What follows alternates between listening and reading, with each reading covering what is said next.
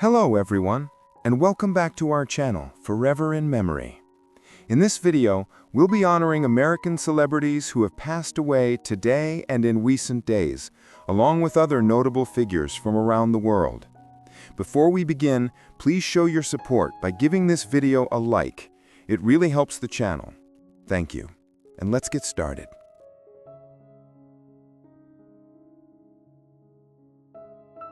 Claire Celsey, who passed away at the age of 59, was an American politician and devoted public servant whose life reflected integrity, empathy, and a tireless commitment to her community.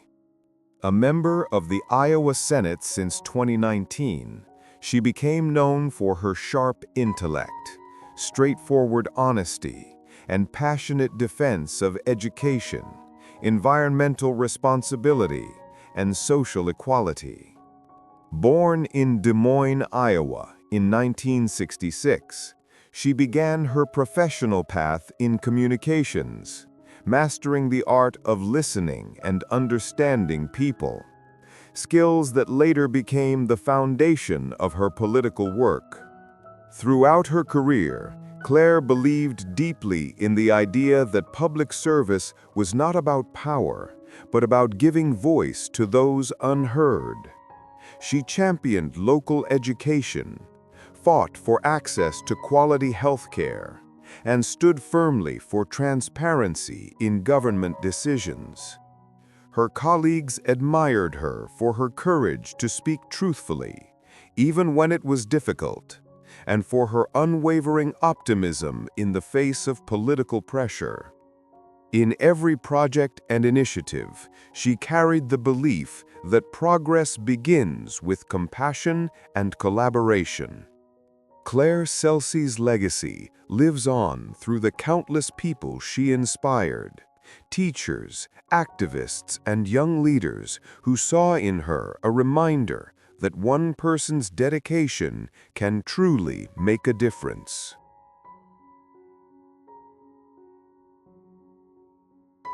Dana Drabova, who passed away at the age of 64, was a Czech physicist, nuclear safety expert, and a respected public figure whose calm intellect and sense of duty shaped the modern understanding of nuclear energy in Central Europe. Born in 1961 in Prague, she devoted her life to science and public safety, becoming one of the most trusted voices in her field. As the long-serving chairwoman of the State Office for Nuclear Safety, Drabova guided the Czech Republic through decades of technological progress, always emphasizing responsibility, precision, and the protection of people and the environment. Her clear, measured communication style earned her the nickname the First Lady of the Atom, as she became not only a scientist, but also an educator who could make complex issues understandable to everyone. Beyond her scientific achievements, Dana Drabova was admired for her humility and unwavering moral compass. She entered public service with the same discipline she brought to her laboratory work, methodical, patient, and rooted in truth. Throughout her career, she advocated for international cooperation in nuclear safety, believing that knowledge should unite, not divide nations. Her legacy remains one of brilliance and trust. To those who worked with her, she was more than an expert. She was a symbol of rationality and courage in an age of uncertainty. Dana Drabova's voice, always calm and full of wisdom, will continue to echo in the scientific community she helped shape. John Woodvine, who passed away at the age of 96, was an English actor of remarkable depth and presence, remembered for his commanding voice and dignified performances on stage and screen. Born in South Shields in 1929, he trained at the Royal Academy of Dramatic Art and soon became one of Britain's most respected character actors. Over the decades, his work spanned theater, film, and television, bringing intensity and intelligence to every role. Audiences across generations knew him from his appearances in An American Werewolf in London, Z-Cars, and Doctor Who, where his performances carried both authority and emotional nuance. On stage, he was a longtime member of the Royal Shakespeare Company, where he brought Shakespeare's language to life with rare clarity and power. John Woodvine's career reflected his deep respect for the craft of acting, precise, patient, and honest. He believed that every role, no matter how small, was a chance to reveal something true about the human condition. Colleagues remembered him as a generous mentor, a man who valued integrity above fame. His legacy endures not only through the characters he portrayed, but through the quiet professionalism that defined his life. John Woodvine remains a symbol of the classic British actor, disciplined, articulate, and profoundly human. Franz Josef Wagner, who passed away at the age of 82, was a German journalist and writer known for his provocative style, sharp pen, and fearless commentary that often stirred both admiration and controversy. Born in 1943 in Olomouc, then part of Czechoslovakia, he became one of the most recognizable voices in German media, especially through his long-running column in Bild, where he addressed political, cultural, and social topics with disarming honesty and emotion. His writing was never neutral.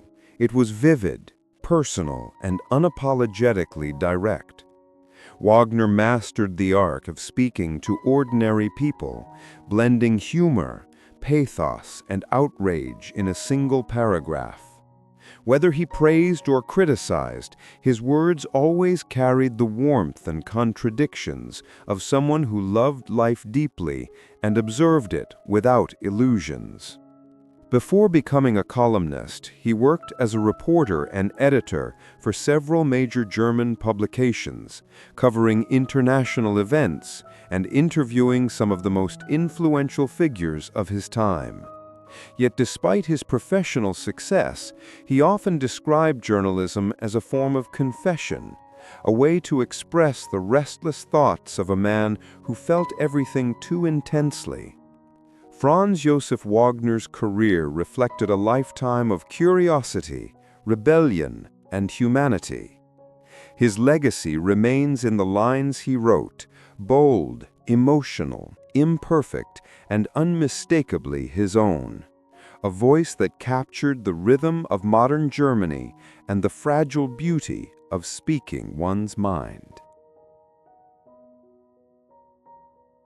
Muhammad Tahir Ayala, who passed away at the age of 74, was a Sudanese politician and economist who played a key role in his country's transitional period, serving as Prime Minister in 2019 during one of the most turbulent chapters in Sudan's modern history.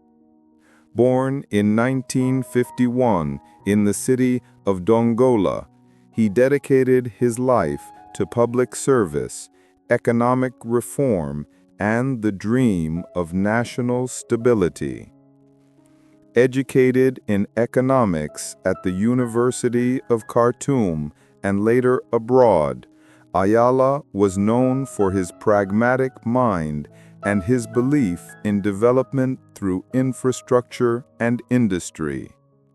Before becoming prime minister, he served as governor of the Red Sea State and later of Gezira State, where he earned a reputation for effective governance and a hands-on approach to regional challenges. His brief tenure as prime minister came at a time of deep unrest as Sudan faced protests, political change, and the hope for democracy after decades of authoritarian rule. Through these challenges, Ayala sought to balance reform with order, often standing between the demands of the people and the complexities of the state. Mohamed Tahir Ayala's legacy is that of a leader who tried to bridge Sudan's past and its uncertain future. He will be remembered as a figure of discipline and resilience, a man who believed that progress required patience and that even in chaos, duty to one's nation must come first. Ahmed Taleb Ibrahimi, who passed away at the age of 93, was an Algerian politician, intellectual, and statesman whose long public career helped shape the nation's post-independence identity.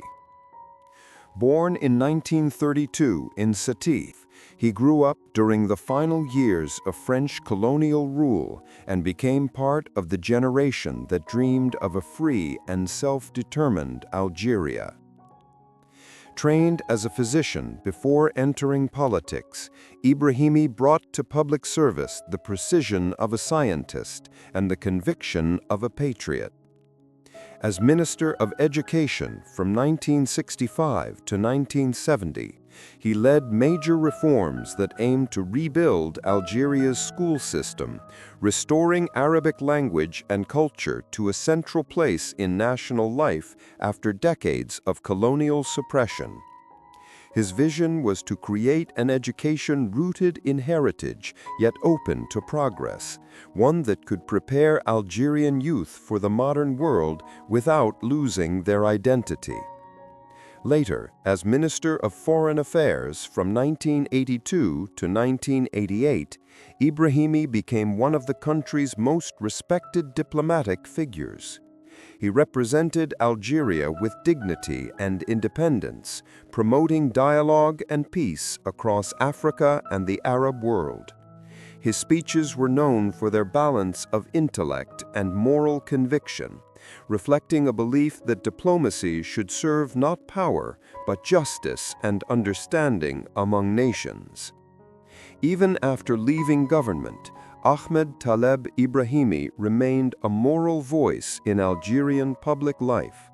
Through his writings and lectures, he continued to advocate for cultural renewal, unity, and moderation in times of division.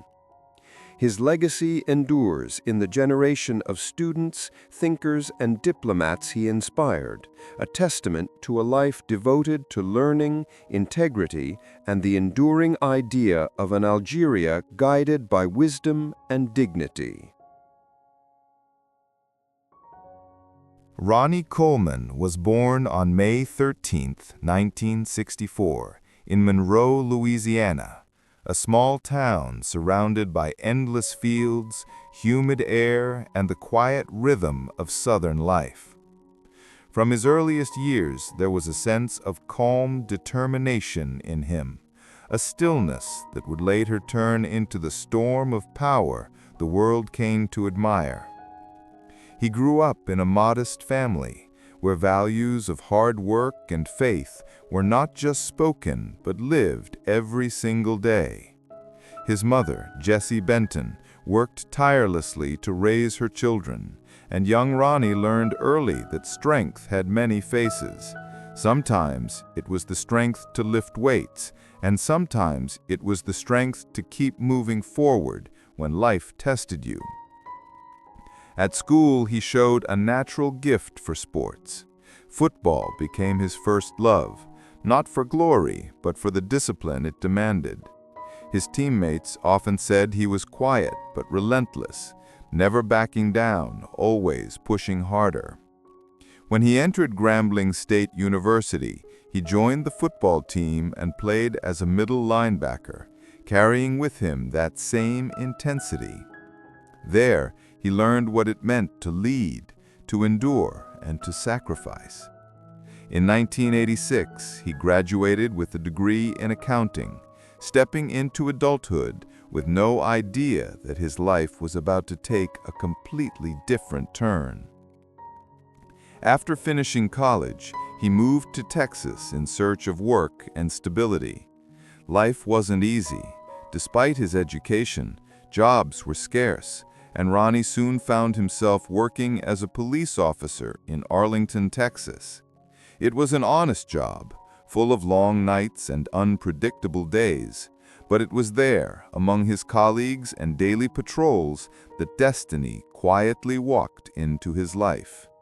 One day, a fellow officer noticed Ronnie's natural build and invited him to a local gym, Metroflex Gym, a place that would change everything. It wasn't fancy. The air smelled of iron, chalk, and sweat. But the moment he walked in, something inside him came alive. The sound of weights, the raw energy, the quiet war between body and will. It all spoke to him in a language he didn't yet fully understand. Under the guidance of Brian Dobson, the gym owner and trainer, Ronnie began to lift seriously. The weights were heavy, but his determination was heavier. He didn't complain, didn't make excuses. He just trained every day with the same discipline that once carried him through the football field and the long patrol shifts. People around him soon realized that this man had something extraordinary, not just physical strength, but an indomitable mind. The gym became his sanctuary, the place where he could release the exhaustion of daily life and reshape himself into something greater. Ronnie's transformation was not sudden. It was forged through years of silent repetition, through the countless sets done after everyone else had gone home. He wasn't driven by fame or recognition, only by the pure love of challenge. In those early years, when he competed for the first time and didn't win, he didn't feel defeated.